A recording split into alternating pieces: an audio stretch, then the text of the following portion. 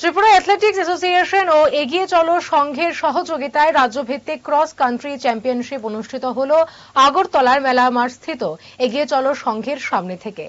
মোট 4টি বিভাগে এই ক্রস কান্ট্রি প্রতিযোগিতা অনুষ্ঠিত হল। প্রতিযোগীরা বেশ উৎসাহ নিয়েই অংশগ্রহণ করলেন এই ক্রস কান্ট্রিতে। পুরস্কার বিতরণী অনুষ্ঠানে উপস্থিত ছিলেন পুর নিগমের মেয়র দীপক মজুমদার সহ অন্যান্য অতিথিরা।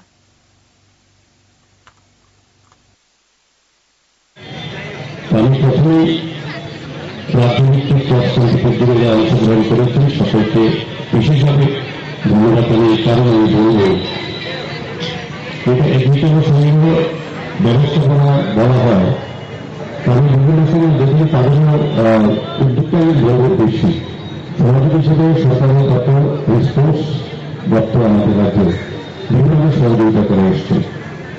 আমাদের রাজ্য সরকার এই কাজটা করে থাকে রেসপন্স সংস্থা ক্লাব বা ব্যক্তি প্রতিষ্ঠান সবার ক্ষেত্রে হল বিষয় ক্ষেত্রে যখন তারা সক্রিয় অংশগ্রহণ করেন একইভাবে তারা উন্নয়নের জন্য তখন কিন্তু সরকার তার কাছে থাকে।